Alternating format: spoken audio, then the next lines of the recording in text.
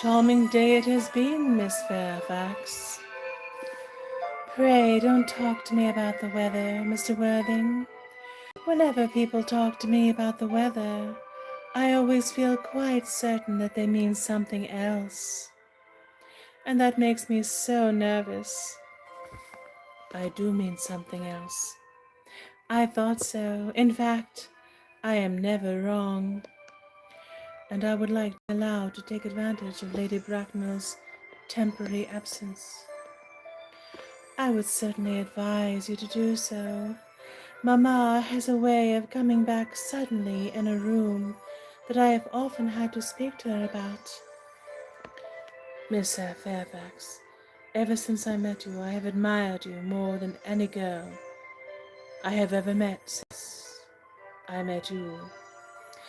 Yes, I am quite well aware of that fact, and I often wish that in public, at any rate, you had been more demonstrative. For me, you have always had an irresistible fascination. Even before I met you, I was far from indifferent to you. We live, as I hope you know, Mr. Worthing, in an age of ideas. The fact is constantly mentioned in the more expensive monthly magazines, and has now reached the provincial pulpits, I am told. And my ideal has always been to love someone of the name of Earnest. There is something in that name that inspires absolute confidence. The moment Algernon first mentioned to me that he had a friend called Earnest, I knew I was destined to love you. The name, fortunately for my peace of mind, is, as far as my own experience goes, extremely rare. You really love me, Gwendolen? Passionately. Darling, you don't know how happy you've made me. My own Ernest. But you don't really mean to say that you couldn't love me if my name wasn't Ernest? But your name is Ernest? Yes, I know it is, but supposing it was something else, do you mean to say you couldn't love me then? Huh, that is clearly a metaphysical speculation, and like most metaphysical speculations, has very little reference at all to the actual facts of real life as we know them. Personally, darling, to speak quite candidly, I don't care much about the name of Ernest. I don't think the name suits me at all. It suits you perfectly. It is a divine name. It has a music of its own. It produces vibrations. Well, really, Gwendolen, I must say that I think there are lots of other nicer names. I think Jack, for instance, a charming name. Jack? No, there is very little music in the name Jack, if it any at all indeed. It does not thrill. It produces absolutely no vibrations. I have known several Jacks, and after all, they all, without exception, were more than usually plain. Besides, Jack is a notorious domesticity for John, and I pity any woman who is married to a man called John. She would have a very tedious life with him. She would probably never be allowed to know the entrancing pleasure of a single moment's solitude. The only really safe name is Ernest. Gwendolyn, I must get christened at once. We must get married at once. There is no time to be lost. Married, Mr. Worthing? Well, surely. You know that I love you, and you led me to believe, Miss Fairfax, that you were not absolutely indifferent to me. I adore you, but you haven't proposed to me yet. Nothing has been said at all about marriage. The subject has not even been touched on. Well, may I propose to you now? I think it would be an admirable opportunity, and to spare you any possible disappointment, Mr. Worthing, I think it only fair to tell you, quite frankly beforehand, that I am fully determined to accept you. Gwendolen. Yes, Mr. Worthing. What have you got to say to me? You know what I have got to say to you. Yes, but you don't say it.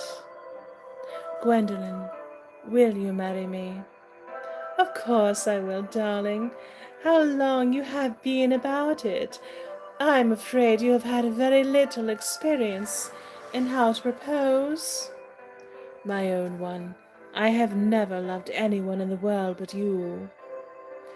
Yes, but men often propose for practice. I know my brother Gerald does, and all my girlfriends tell me so. What wonderfully blue eyes you have, Ernest. They are quite blue. I hope you'll always look at me just like that, especially when there are other people present. Enter Lady Bracknell. Mr. Worthing, rise, sir, from this semi-recumbent posture. It is most indecorous. Mamma, I must beg you to retire. This is no place for you. Besides, Mr. Worthing has not quite finished yet. Finished what, may I ask? I am engaged to Mr. Worthing, Mamma. Pardon me, you are not engaged to anyone. When you do become engaged to someone, I or your father, should his health permit him, will inform you of the fact. An engagement should come on a young girl as a surprise, pleasant or unpleasant as the case may be. It is hardly a matter that she could be allowed to arrange for herself. And now, I have a few questions to put to you, Mr. Worthing. I shall be charmed to reply to any questions, Lady Bracknell. You mean if you know the answers to them? Mamma's questions are sometimes peculiarly inquisitorial. I intend to make them very inquisitorial. And while I am making these inquiries, you, Gwendolen, will wait for me below, in the carriage. Mamma! In the carriage, Gwendolen. Gwendolen goes to the door. She and Jack blow kisses to each other behind Lady Bracknell's back. Lady Bracknell looks vaguely about, as if she could not understand what the noise was, finally turns around. Gwendolen, the carriage. Yes, Mamma. You can take a seat, Mr. Worthing. Looks in her pocket for a notebook and pencil. Thank you, Lady Bracknell. I prefer standing. I feel bound to tell you that you are not down on my list of eligible young men, although I have the same list as the dear Duchess of Bolton has. We work together, in fact. However, I am quite ready to enter your name, should your answers be what a really affectionate mother requires. Do you smoke? Yes, I must admit I smoke. I am glad to hear it. A man should always have an occupation of some kind. There are far too many idle men in London as it is. How old are you? 29. A very good age to be married at. I have always been of opinion that a man who desires to get married should know either everything or nothing. Which do you know? I know nothing, Lady Bracknell. I am pleased to hear it. I do not approve of anything that tampers with natural ignorance. Ignorance is like a delicate, exotic fruit. Touch it and the bloom is gone. The whole theory of modern education is radically unsound. Fortunately, in England, at any rate, education produces no effect whatsoever. If it did, it would prove a serious danger to the upper classes and probably lead to acts of violence in Grosvenor Square. What is your income? Between 7,000 and 8,000 a year. In land or investments? In investments chiefly. That is satisfactory. What between the duties expected of one during one's lifetime and the duties exacted from one after one's death, land has ceased to be either a profit or a pleasure. It gives one position and prevents one from keeping it up. That's all that can be said about land. I have a country house with some land, of course, attached to it. About 1,500 acres, I believe, but I don't depend on that for my real income. In fact, as far as I can make out, the poachers are the only people who make anything out of it. A country house? How many bedrooms? Well, that point can be cleared up afterwards. You have a townhouse, I hope. A girl with a simple, unspoiled nature like Gwendolen could hardly be expected to reside in the country. Well, I own a house in Belgrave Square, but it is let by the year to Lady Bloxham. Of course, I can get it back whenever I like, at 6 months' notice. Lady Bloxham? I don't know her. Oh, she goes about very little. She's a lady considerably advanced in years. Ah, nowadays that is no guarantee of respectability of character. What number in Belgrave Square? 149. The unfashionable side. I thought there was something. However, that could easily be altered. Do you mean the fashion or the side? Both, if necessary, I presume. What are your politics? Well, I'm afraid I really have none. I am a liberal unionist. Oh, they count as Tories. They dine with us, or come in the evening at any rate.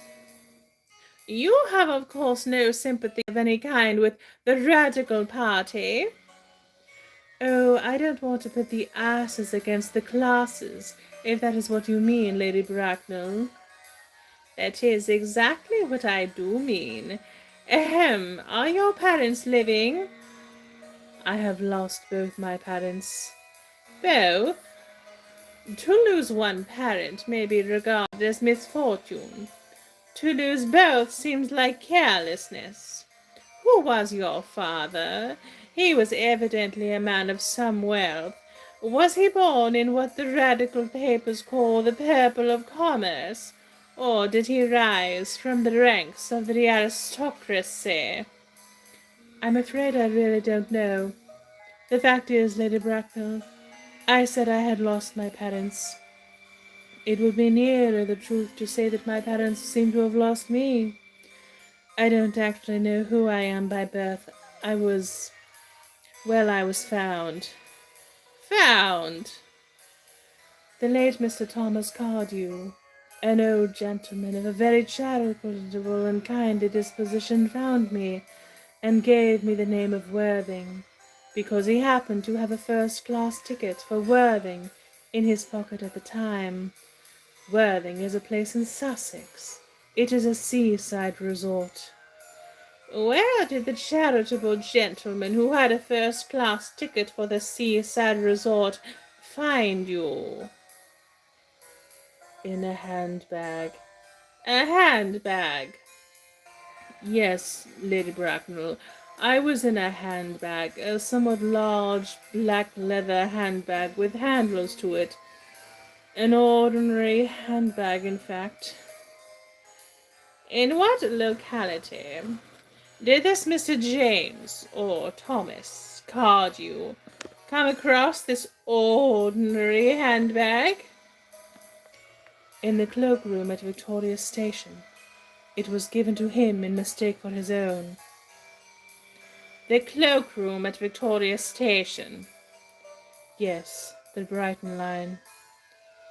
The line is immaterial. Mr. Worthing, I confess, I feel somewhat bewildered by what you have just told me. To be born, or at any rate bred, in a handbag, whether it had handles or not, seems to me to display a contempt for the ordinary decencies of family life that reminds one of the worst excesses of the French Revolution, and I presume you know what that unfortunate movement led to. As for the particular locality in which the handbag was found, a cloakroom at a railway station might serve to conceal a social indiscretion. Has probably indeed been used for that purpose before now, but it could hardly be regarded as an assured basis for a recognized position in good society. May I ask, then, what you advise me to do? I need hardly say I would do anything in the world to ensure Gwendolen's happiness. I would strongly advise you, Mr. Worthing, to try and acquire some relations as soon as possible, and to make a definite effort to produce at any rate one parent of either sex before the season is quite over. Well, I don't see how I could possibly manage to do that. I can produce the handbag at any moment. It is in my dressing room at home. I really think that should satisfy you, Lady Bracknell. Me, sir? What has it got to do with me? You can hardly imagine that I and Lord Bracknell would dream of allowing our only daughter, a girl brought up with the utmost care, to marry into a cloakroom and form an alliance with a parcel. Kindly open the door for me, sir. You will of course understand that for the future there is to be no communication of any kind between you and Miss Fairfax. Lady Bracknell sweeps out in a majestic indignation. Algernon from the other room strikes up the wedding march. Jack looks perfectly furious and goes to the door. For goodness sake, don't play that ghastly tune, Algy. How idiotic you are. The music stops and Algernon enters cheerily. Didn't it go off all right, old boy? You don't mean to say Gwendolen refused you? I know, it is a way she has. She is always refusing people. I think it is most ill-natured of her. Oh, Gwendolen is right as a trivet. As far as she is concerned, we are engaged. Her mother is perfectly unbearable. Never met such a gorgon. I don't really know what a gorgon is like, but I am quite sure that Lady Bracknell is one. In any case, she is a monster, without being a myth, which is rather unfair. I beg your pardon, Algy. I suppose I shouldn't talk about your own aunt that way before you. My dear boy, I love hearing my relations abused. It is the only thing that makes me put up with them at all. Relations are simply a tedious pack of people who haven't got the remotest knowledge of how to live, nor the smallest instinct about when to die. I haven't got any relations. Don't know anything about relations. You are a lucky fellow. Relations never lend one any money, and won't give one credit even for genius. They are a sort of aggravated form of the public. And after all, what does it matter whether a man ever had a father or a mother or not? Mothers, of course, are all right. They pay a chap's bills and don't bother him, but fathers bother a chap and never pay his bills. I don't know a single chap at the club who speaks to his father. Yes, fathers are certainly not popular just at present. Popular.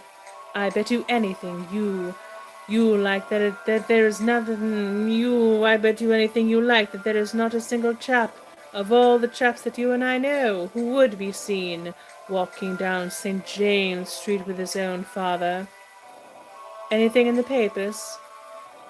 Nothing. What a comfort.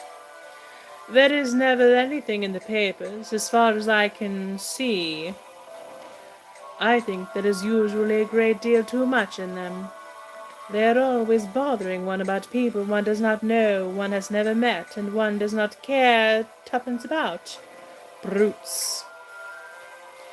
I think people one hasn't met are charming. I'm very much interested in present in a girl I have never met. Very much interested indeed. Oh, that is nonsense. It isn't. Well, I won't argue the matter. You always want to argue about things. That is exactly what things were originally made for. Upon my word, if I thought that, I'd shoot myself. You don't think there is any chance of Gwendolen becoming like her mother in about 150 years, do you, Algy? All women become like their mothers. That is their tragedy. No man does. That's his. Is that clever? It is perfectly phrased, and quite as true as any observation in civilized life should be. I am sick to death of cleverness. Everybody is clever nowadays. You can't go anywhere without meeting clever people. The thing has become an absolute public nuisance. I wish to goodness we had a few fools left. We have. I should extremely like to meet them. What do they talk about? The fools? Oh, about the clever people, of course. What fools? By the way, did you tell Gwendolen the truth about your being Ernest in town and Jack in the country?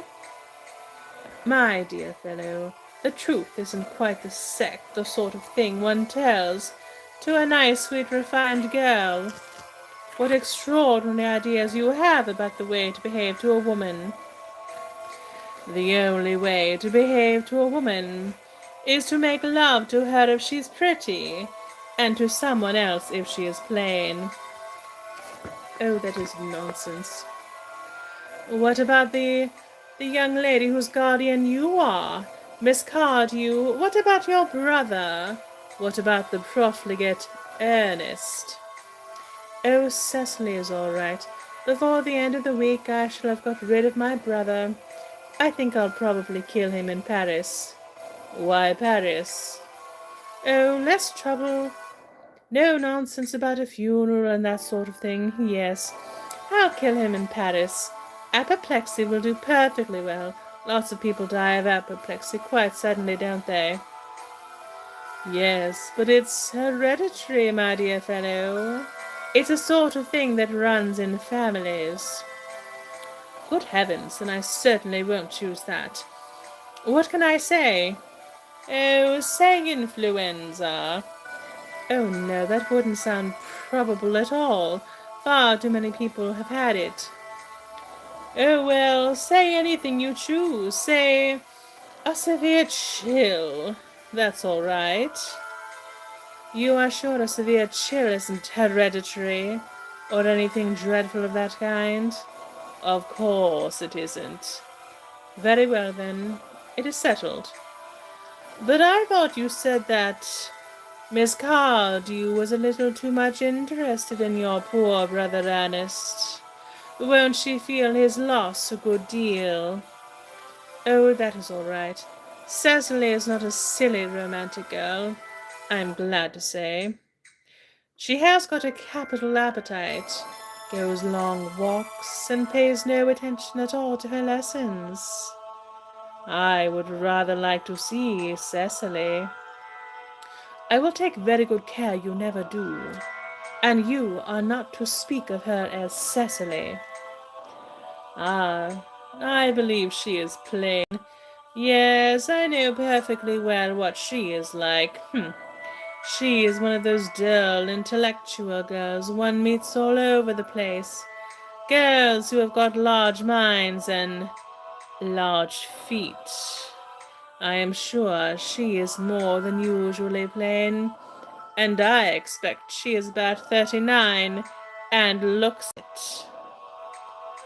She happens to be excessively pretty, and she is only just 18. Have you told Gwendolen yet that you have an excessively pretty ward who is only 18? Oh, one doesn't blurt those things out to people. Life is a question of that, of tact. One leads up to the thing gradually. Cecily and Gwendolen are perfectly certain to be extremely great friends. I'll bet you anything you like that half an hour after they have met, they will be calling each other sister. Women only do that when they have called each other a lot of other things first. Now, my dear boy, if we want to get a good table at Willis's, we really must go and dress. Do you know it is nearly 7? Oh, it always is nearly 7. Well, I'm hungry. I never knew you when you weren't. However, all right. I'll go round to the Albany and meet you at Willis's at 8. You can call for me on the way if you like. What shall we do after dinner? Go to a theatre? Oh no, I loathe listening. Well, let us go to the club. Oh no, I hate talking. Well, we might trot round to the Empire at 10. Oh no, I can't bear looking at things. It is so silly. Well, what shall we do? Nothing. It is awfully hard work doing nothing. However, I don't mind hard work when there is no definite object of any kind. Enter Lane. Miss Fairfax. Enter Gwendolen. Lane goes out. Gwendolen, upon my word. Algy, kindly turn your back. I have something very particular to say to Mr. Worthing. As it is somewhat of a private matter, you will of course listen. Really, Gwendolen, I don't think I can allow this at all. Algy, you always adopt a strictly immoral attitude towards life. You are not quite old enough to do that. My own darling, Ernest, we may never be married.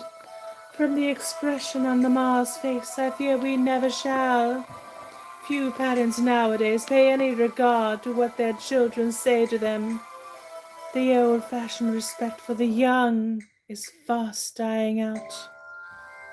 Whatever influence I had over Mamma, I lost at the age of 3, but although she may prevent us from becoming man and wife, and I may marry someone else, and marry often, nothing that she can possibly do can alter my eternal devotion to you. Dear Gwendolen, the story of your romantic origin, as related to me by Mamma with unpleasing comments, has really stirred the deeper fibres of my nature. Your Christian name has an irresistible fascination.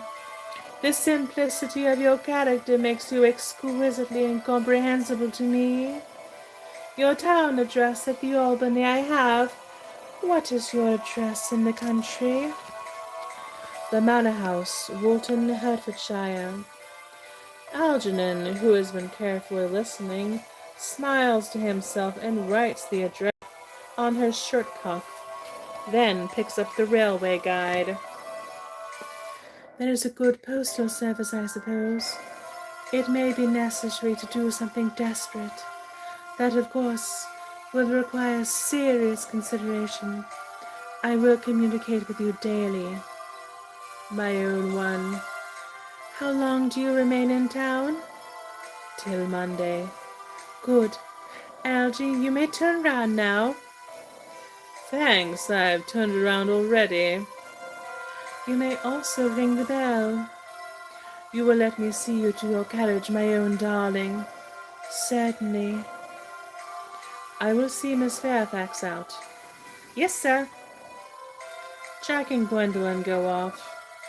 Lane presents several letters on a salver to Algernon.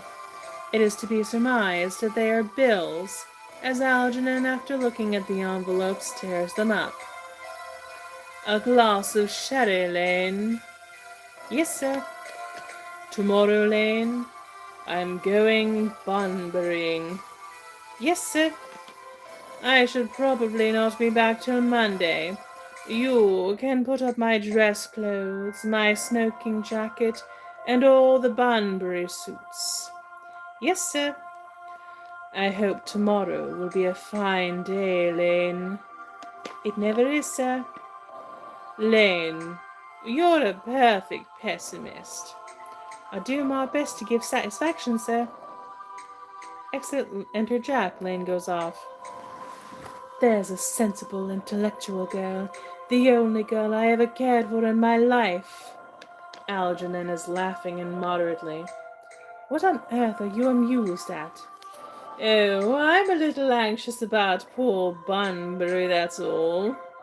"If you don't take care, your friend Bunbury will get you into a serious scrape one day." "I love scrapes. They're the only things that are never serious." "Oh, that's nonsense, Algy. You never talk anything but nonsense." "Nobody ever does." Jack looks indignantly at him and leaves the room. Algernon lights a cigarette, reads his shirt cuff, and smiles. Act drop. Thank you for letting me read to you tonight. Please check the description for where to find my art, or my channel page for where to support me via a one-time donation, and I'll see you later.